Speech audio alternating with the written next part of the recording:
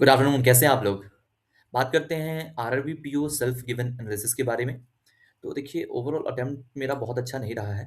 But मैं ये कह सकता हूँ कि ठीक है, मतलब मेरे को लगा कि मैंने ठीक ही किया है। तो पहले बात करते हैं रीज़निंग की। रीज़निंग में मेरे अटेम्प्ट हुए हैं 22। बिकॉज़ रीज़निंग में मैं 2-2 क्वेश्चन्स में स्टक हो गया। एक तो पहला मैं ब्लड रिलेशन ले लिया था और ब्लड रिलेशन मेरे से बना नहीं। मैंने दोबारा भी ट्राई किया, बट ब्लड रिलेशन मेरे से नहीं हो पाया। कुछ लिंक था जो कि मेरे को उसमें था, शायद का शादी नहीं हो रहा, अनमैरिड है और मेरा ई ही शादी कर रहा था। दैट्स व्हाई मेरे को लगा कि मैं गलत कर रहा हूँ, तो मैंने अटेम्प्ट नहीं लिया उस क्वेश्चन्स को। फिर बात करें, एक बॉक्सेस वाला क्वेश्चन था, उसमें कुछ भी सर्टेन नहीं था, मैंने उसको भी अटेम्प्ट लिया और बोलिए कि नहीं हो पाया मेरे से, होना चाहिए था, बट नहीं हुआ बिकॉज़ उसमें कुछ फिक्स नहीं था और 2 एक वेरिएबल भी था उसके साथ, तो मेरे को लगा कि भाई मैं इसमें टाइम वेस्ट करूँगा, 5 मिनट वेस्ट कर चुका हूँ और करूँगा तो फिर मेरा और क्वेश्चन नहीं हो पाएगा। That's why I left that question as well. मैंने किया, एक 10 पीपल्स थे जो कि 2 पैरेलल लाइन्स में थे, उनको बैठाना था और वो बहुत डायरेक्ट क्वेश्चन था, वो होने वाला क्वेश्चन था, तो मैंने उसको किया।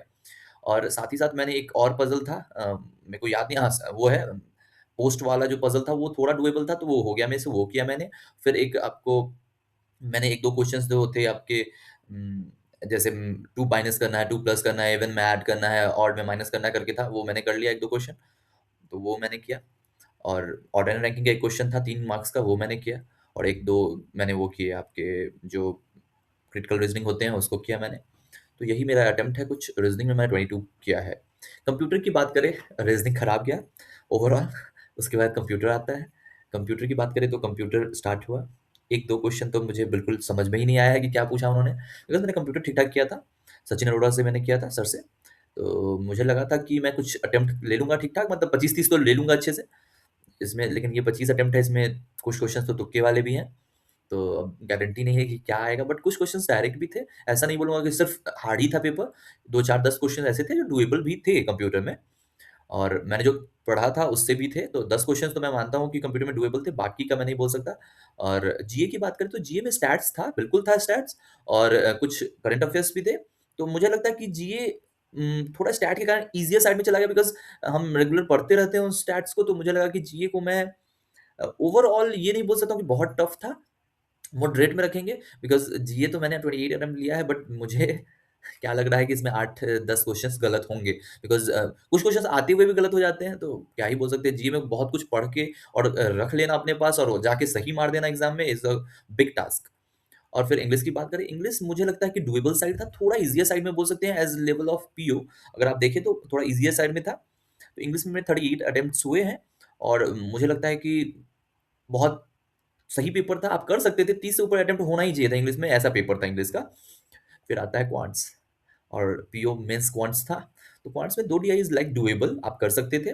फ़िक्शनल, नॉन फ़िक्शनल वाला एक था, और भी एक था आपको, मुझे ठीक से याद नहीं है, वो भी हो सकता था। उसमें 12-48 आ रहा था, तो 48 से लेके बनाते तो, और डेसिमल में नहीं आता वो, तो उससे निकल जा रहा था, तो मतलब डूएबल था। और 6 तो आपको मिसिंग नंबर पूछ दिया था उन्होंने, इसलिए थोड़ा ईज़ी हो गया, बट मिसिंग नंबर इतना भी ईज़ी नहीं था कि आप गए एकदम से बना लेंगे। कुछ ट्रिकी था, लेकिन आप कर सकते थे मिसिंग नंबर, ऐसा मिसिंग नंबर था। ऐसा भी नहीं था कि होगा ही नहीं, ऐसा नहीं था। और 2-4 मैंने अर्थमैटिक कर लिया, तो बस यही मेरे अटेम्प्ट्स हैं, 22 अटेम्प्ट्स हैं। देखिए, मेरे अकॉर्डिंग मुझे जो लगता है कि सेफ अटेम्प्ट होंगे आरआरबी पीओ मेंस में, कहीं से भी हो आप, चाहे आप यूपी से हैं, एमपी से हैं, वेस्ट बंगाल से हैं, पंजाब से हैं, हरियाणा से हैं, कहीं से भी हैं, 70 टू 80 मार्क्स आपके अगर आ रहे हैं, it is a good attempt और गुड मार्क्स, और डेफिनिटली आप इंटरव्यू के लिए बुलाए जा सकते हैं, तो अपना तैयारी आप स्टार्ट कर दें।